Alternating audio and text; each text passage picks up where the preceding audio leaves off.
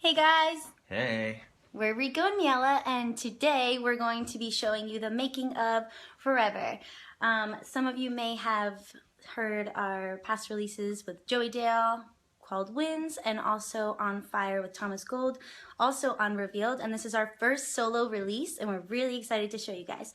So Rico will be taking it away. Yep. And As soon as we finish it. We're gonna wait and let a few people tune in because we don't want you guys to miss anything. And a great thing is that if you do, you could always rewatch it. So,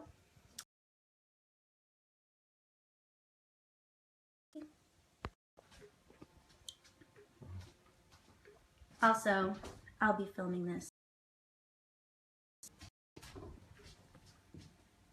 Ready? Okay, Hi guys, we see you. here we go. Trying to reconnect. We're good. We're good? Alright, are we on? We're on. Alright, so I'm Rico, and we're gonna go over today how we made Forever. I'm gonna let this rock in the background a little bit for a second here as I talk. We're gonna talk about how we wrote the song, a little bit of the sound design, we'll get into a little bit of mixing, and whatever questions you guys have in the last few minutes, we'll go over some of them and try to answer everything we can for you guys. We know that this song is totally different than what Revealed's been doing, what we've been doing. We wanted to try something new and fresh, and I think a lot of you guys have enjoyed this one, and we're excited about it because we have a lot more similar to this, different kind of genres and playing around. So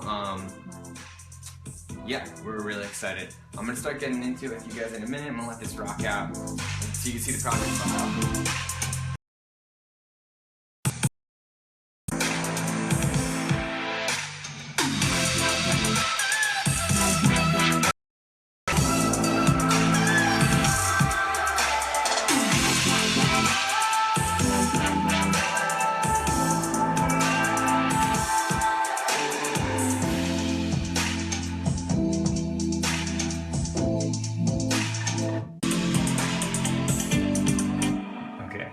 Alright, so that's a little preview of the song. I just saw a comment you want to see the studio, so why don't you back up and show them our little, humble, interesting studio. Very interesting, you know.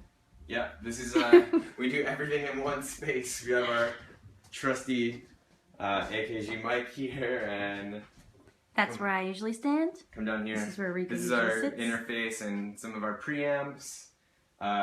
We got some Mackie BX8As, and just a little bit of sound treatment around the room. Nothing too crazy, but we also had to move last year, so it took a while to kind of we're in the get process settled in. of making a new setup. So okay, so let's jump into this and start right at the beginning of the song. The first thing I want to discuss is the choice in the chords that we used for this song. So I'm going to play those for you guys really quick. Let me solo. So I have these two sounds.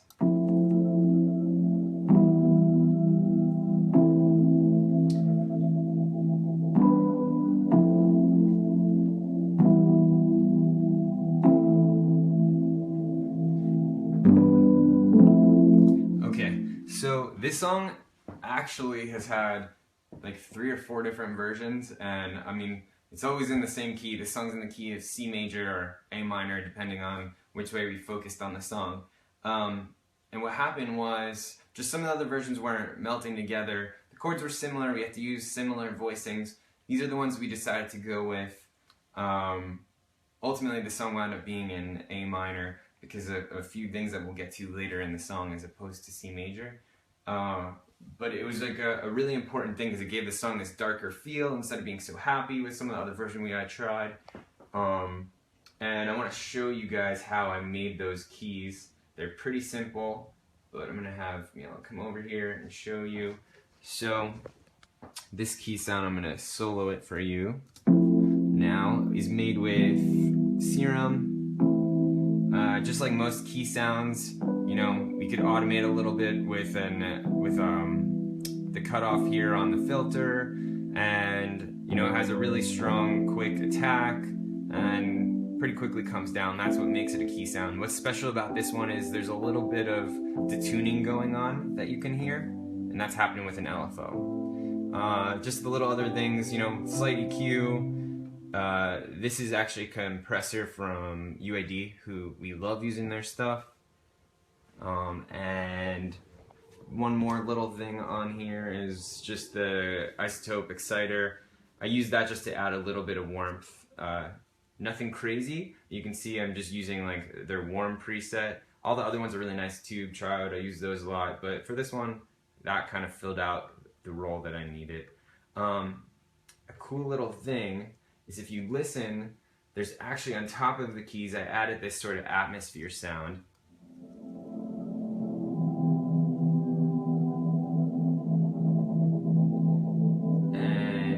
Listen, it might be hard to hear in the live stream. Together, the two of them give this really great space. And when you take that sound away, it's gone, that atmosphere. So that's an important part of some of the things that you're going to see that is special about this record, because it's such a simple, easy, not complicated sound. And it's important then to make sure you're filling out and being as creative as you can. So just a little atmosphere like that goes a long way. Some of the other atmosphere sounds that we have are, I'm going to show you now, I think are a little bit more interesting than even that. So I'm going to solo those for you. So I got these two right here, soloed. Let's listen from the very beginning, what they sound like.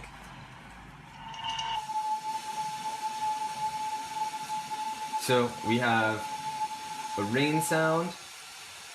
We have this atmosphere that I made with Omnisphere, but I printed it, so I really can't show you which preset it was exactly. The second rain sound, because one of them I used, and they're both printed, so it's hard to see. One of them I used as a very wide stereo image. One of them was a little bit more in the center. And ultimately what they do in the mix is fill out a whole bunch of space that was left empty. And I could have put instruments, I could have put something else, but the reason we didn't was the vocal is really filling all of that space, and we didn't want to compete with that vocal at all. But I also didn't want to leave that whole upper frequency range, that whole really wide stereo space empty. So what we did is use these sounds that don't interfere at all with the vocal. So I'm going to play it and I'm going to mute them for you so you can actually hear the difference between the record with and without them. And I think it's a pretty big difference. Hopefully you could hear it on the phone.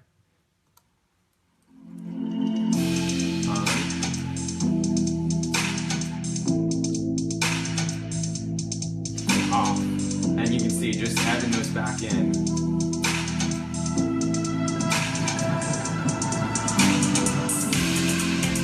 Makes such a huge difference. I don't know if you guys can tell exactly how much the stereo image widens, how much emotion it just adds to the record.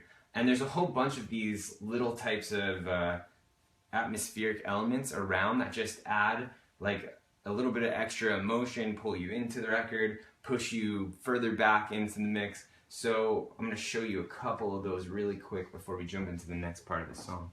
Right here,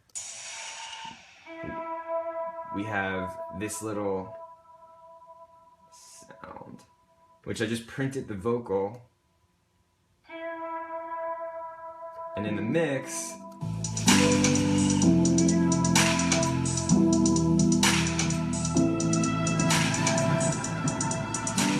it adds just so much emotion. The second you take that out, that vocal feels so flat right there. And here's another little trick too. This little Foley sound from NHF. Do the impression that you're in this dizzying space. And finally, as far as these types of sounds go, this is kind of scattered throughout the record if you listen. A little bit of thunder. It just does a great job as a transition, a little bit more powerful. Here it is soloed. And when you listen in the mix,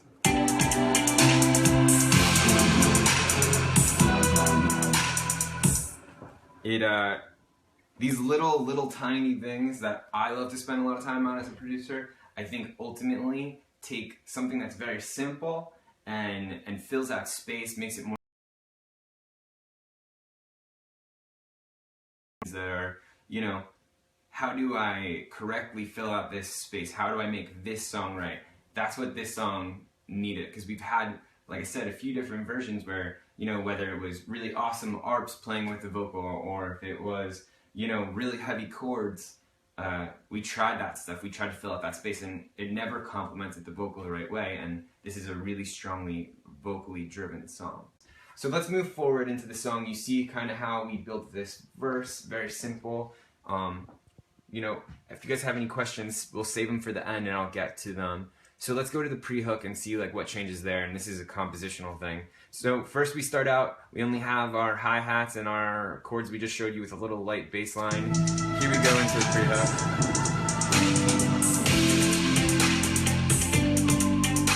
So two of the main differences that are happening here, we have our kick drum coming in, that's building, we take the filter off of our hi-hats, they open up totally, and the really special part about this is this guitar. So you can see we have two guitars on the wall. That's one of my favorites. This is my PRS that I always use. I love it. And what we do to record is direct in. I sort of have this amp that I built in Amplitude, which is a great guitar app, and it sounds exactly how I would want it to sound. It models an orange amp, and all I did here was, you know, I played like a palm muted part and a little bit of delay, and you get this awesome sort of sounding, you know, it has like this rock influence, but yeah, it's just very cool.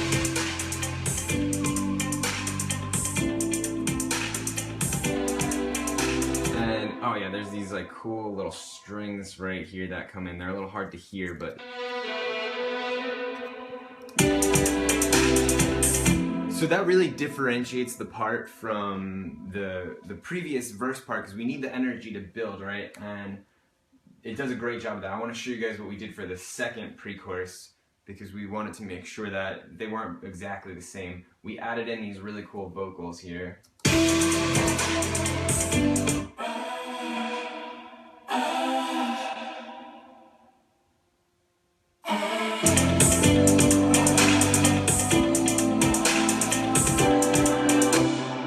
So essentially what we're doing is, you know, keeping things different between each verse, keeping things different between each part, and slowly building the energy. So that then brings us right to the hook of the song, the forever part.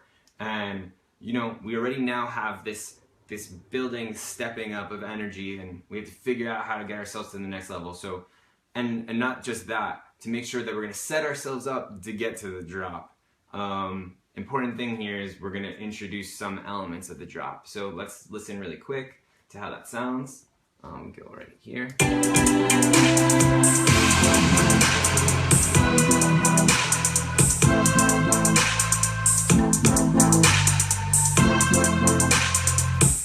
Okay, so you can hear the energy picks up. What we did was there's the bass that was in the part before is maybe a little bit louder. Now I'm adding in the synth that's from the drop. So let's take a look at that synth right here. It has just infinitely a lot more energy than the keys do. Here's it soloed out.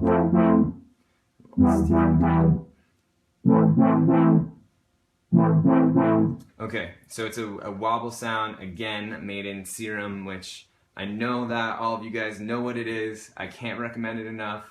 And especially that splice has been awesome enough to allow payment plans for this. I think that's like one of the greatest things that young producers can get. So let's take a look at what this synth's doing and then how I treated it a little bit.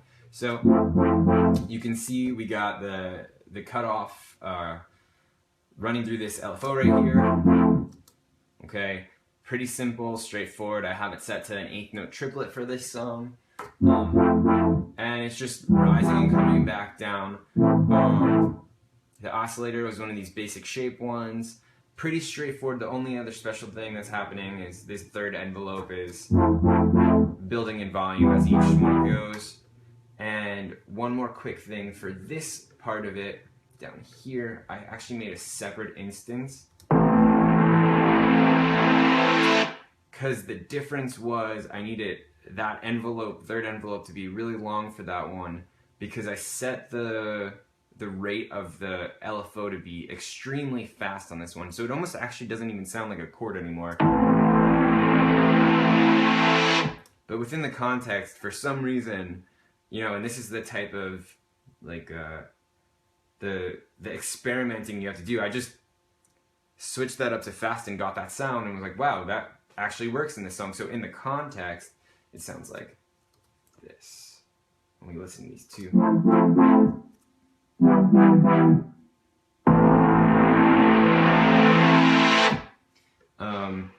And that was like a pretty cool little find. So let's see what else is going on that's adding energy in this part of the song. So right here, what I have labeled as hook atmosphere. Let's listen to these.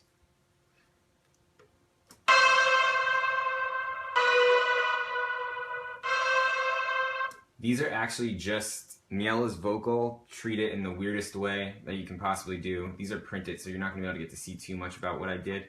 But I used isotope trash and a whole bunch of other reverbs and stuff. So let's listen to that and then mute them so you could hear the difference it makes without.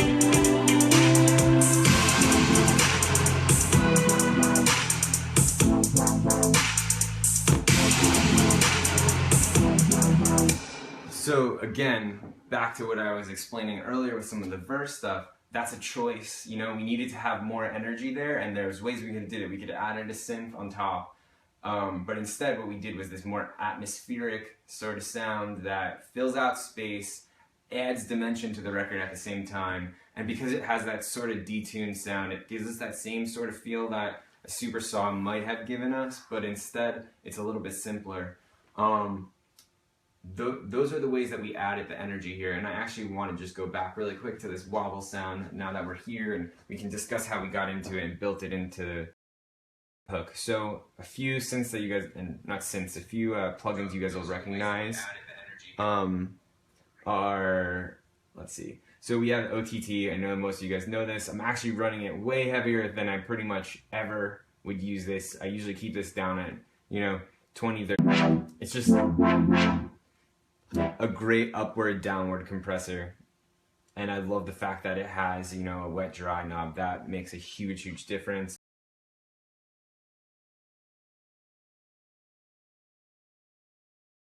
Compressor that I love, you know, hitting like 3 decibels, not anything crazy. Let's see, over here we got the exciter again. This time I'm running on a triode. Triode's like a very light type of distortion, sort of, oh, excuse me, saturation instead of distortion. I kind of doubt you guys are going to be able to hear that on the phone. So just that, and then finally a little bit of this S1. I'm sure you guys know this. It's for stereo sounds. It does a pretty good job of widening the image. Let's see. I know that there's no way you're gonna be able to hear that with this microphone. So that's, you know, this sound gets introduced in our chorus part of the song, and it's in the drop. So it carries over, and I think it does a nice job. Let's, I'm going to show you guys one more thing that I did here with this sound in our drop. So if you notice, the sound is actually dry. I don't have any reverb on it at all. Very particular reason I chose to do that. This song has so many other very like drowned in reverb type of sounds to add a lot of atmosphere, and this one needed to be very clean. It needed to sound punchy, so there was a reason I did that, and I got around the dryness by doing this, which was I printed a reverb, and it's a pretty cool one. I'm going to show you. So solo it out. This reverb comes in and it's printed so you can't see, and actually pans back and forth between both speakers, and together with the sound we have the sound totally dry here, and it comes in, you know, before the sound ends, like a pre-delay would sort of do, except I just printed it instead. And let's listen together so you can hear the size that it gives it without drowning it in and you know, keeping it as clean as possible.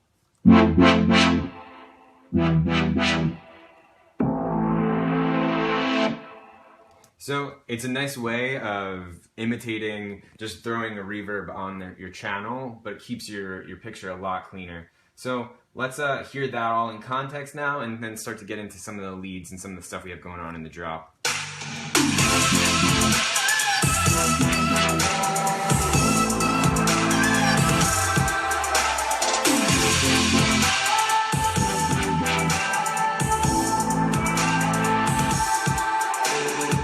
Okay, so this song has 2 leads in it, not something that we normally do, but for this song it just felt right because I was like playing around with 2 different, you know, sounds, and I had 2 different melody ideas running around, and ultimately in the end it kind of just was like, wow, both of these work, and they both work, you know, constructively together, so we kept both of them. So I'm going to show you guys how I made both of those really quick, and the cool thing is they're super simple.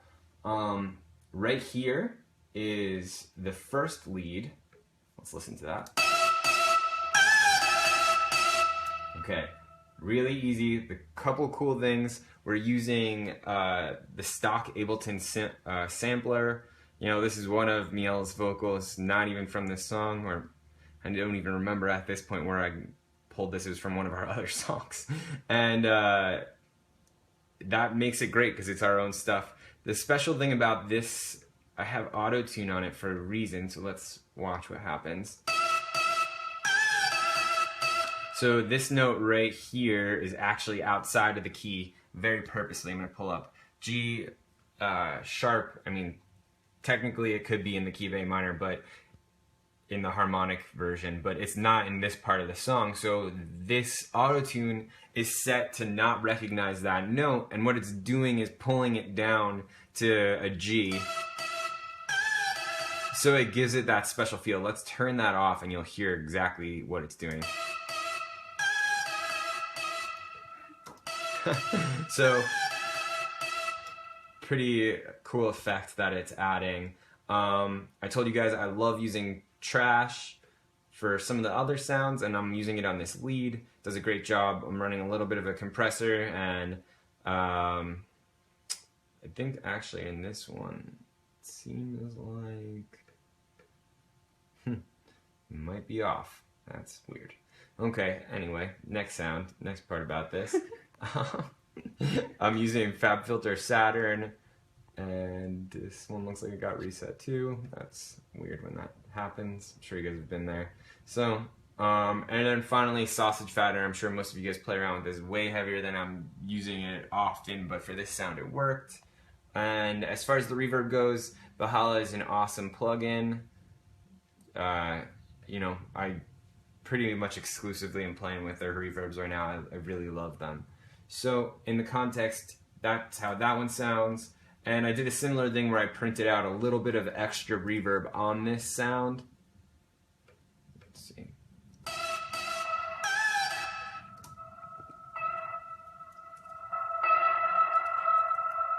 Again, to just fill out some cool space. Let's go down to the second lead. This one's a little bit more interesting to me, even though this sounds a lot easier to make. Okay, let's solo this. Okay, again, this one is Miella's voice. Let's take a peek down here. Running it through Trash too. This one though, I'm doing something more interesting and I know it's not messed up. So Trash has a whole bunch of different elements that you could add to the sound, whether it's the filter, the actual distortion.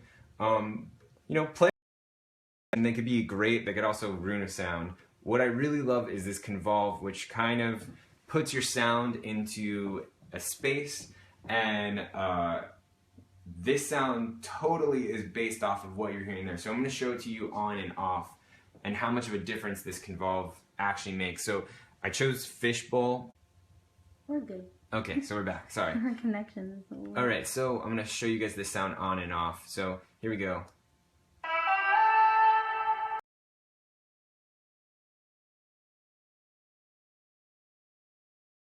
Let's just even turn off the whole Trash and you could hear the difference in the sound. Really awesome stuff. Again, just using some Valhalla, and you just get this awesome space around the sound, and here's it in the mix.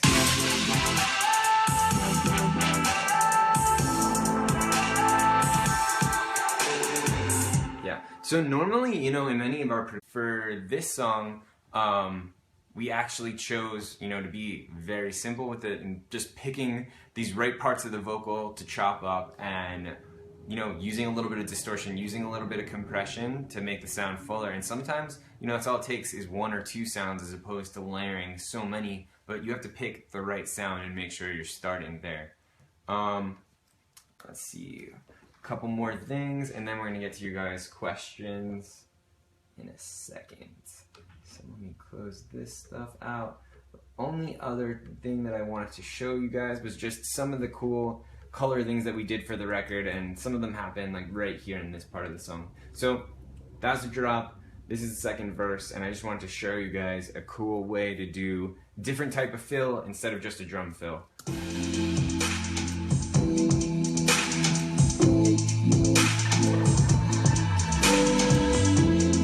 Okay, so right in here, you know, we're gonna go back to our key sound, and you can hear I threw an LFO on it using Ableton's auto filter. So you're gonna watch this happen and listen to it, slow it out.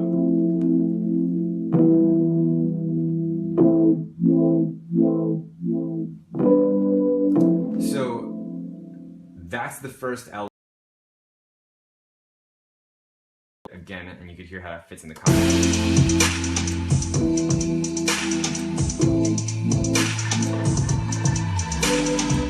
The second element of it is this bass line right here. It's gonna play.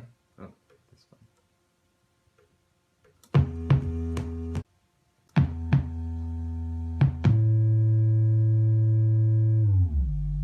So the bass is playing off of what's happening here with these keys. So it kind of feels like you get into this wobble motion, the bass pulls over, drops down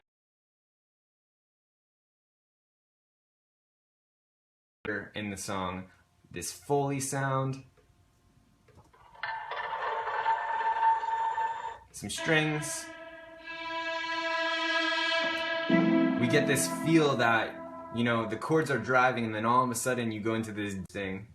Instead of using drums to add something interesting, what we're doing is using the instruments that are already there and tweaking them in, you know, in a way that is still very melodic and pretty, but like maybe how a dubstep producer might think about it. So let's take a listen again.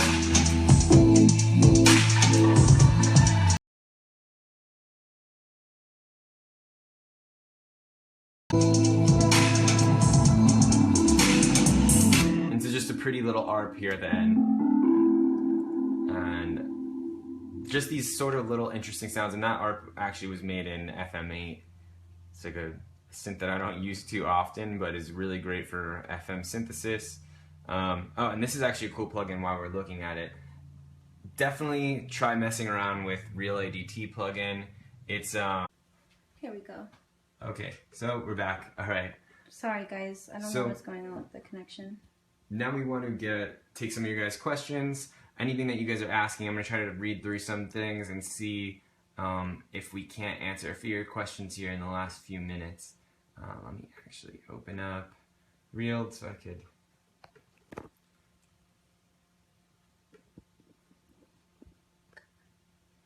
Okay. So what is this program? This program's Ableton. And then there's also another question.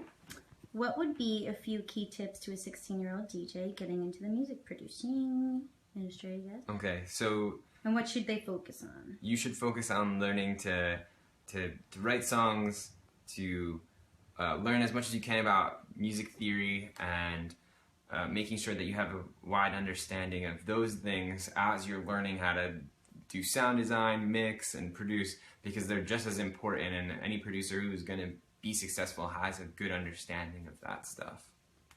Another one is, what is the best way to get signed to Revealed? Make awesome music. Don't stop trying. Any other questions? Some of them were kind of flying by, I don't see. Okay, well, I know that there's questions we're having trouble getting to read some of them, so what we'll do is we're going to go back and definitely type out answers to everyone who asked questions as best as we can. You guys are awesome, and we totally enjoyed doing this. If you guys want, hopefully we can put together another live video, and we're going to actually explain how to do some vocal mixing at some point soon. How do you mix your stereo field? Okay, well, we can take that question really quick. Really easy. It's about picking the right sounds to go in the right place in the stereo field. So, for instance, I mean, the obvious ones, you want to keep your bass very centered, but other sounds as you come up, higher frequencies are going to start determining where you're going to go in your stereo field. So, for this song,